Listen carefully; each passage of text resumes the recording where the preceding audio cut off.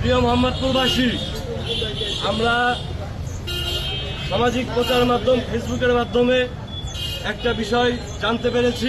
Mohammadpur press ক্লাবের সভাপতি আজিজুর রহমান টুটুল আমাদের বিএনপি সিনিয়র নেতৃবৃন্দ সহ বিএনপি মনোনীত মাননীয় এমপি ও মন্ত্রী মহোদয় সম্পর্কে কুরুচিপূর্ণ বক্তব্য দিয়েছেন এবং তাদেরকে অকথ্য ভাষায় গালিগালাজ করেছেন।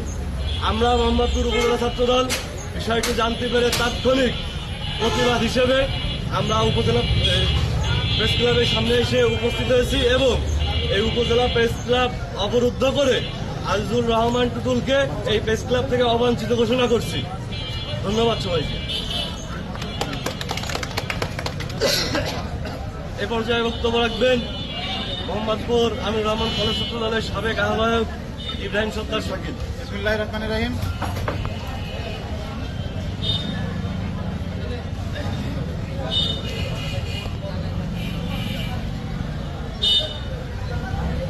বিসমিল্লাহির রহমানির রহিম।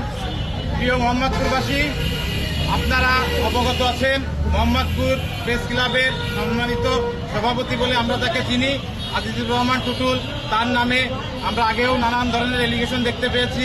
মোহাম্মদপুর উপজেলা পরিষদের কাজ চুরি এর উপরে বসে নানান ধরনের অপকর্ম করেন, কিন্তু তার সুনির্দিষ্ট অভিযোগ আমরা এখন পর্যন্ত করিনি বা পাইনি। কিন্তু গতকাল রাতে আমরা একটি অডিও ক্লিপ পাই যেখানে তিনি আমাদের মোহাম্মদপুর উপজেলা বিএনপির সিনিয়র নেতৃবৃন্দ এবং আমাদের আবেগের জায়গা আমাদের মাননীয় সংসদ সদস্য মাননীয় সাংস্কৃতিক মন্ত্রী অ্যাডভোকেট নিতাই রায় চৌধুরীকে নিয়ে কুরুচিপূর্ণ বক্তব্য প্রদান করে।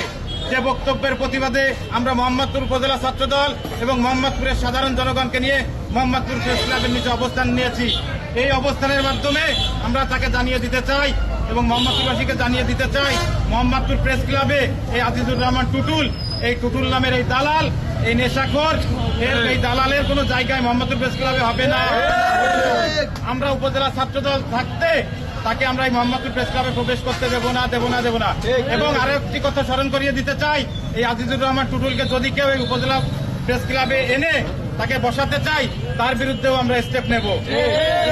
বা সাংবাদিক সমাজের দর্পণ, যাদের মাধ্যমে সত্য এবং ন্যায় সমাজের যে আসল কাহিনীগুলো সেগুলো তুলে ধরা হবে, কিন্তু আমরা দেখতে পারি যে তার বিপরীত যে কাহিনীগুলো এই প্রেস ক্লাবের মাধ্যমে সেইগুলো সে করে থাকে।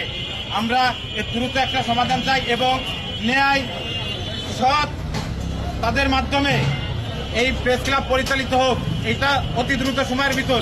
তাহলে আমরা আমাদের দায়িত্বে যেটা করা সেটা করব।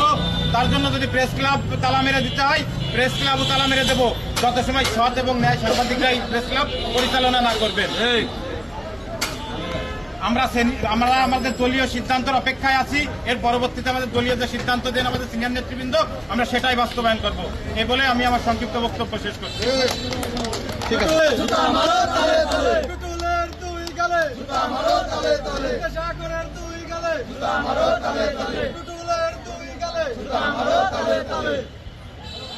ঠিক আছে।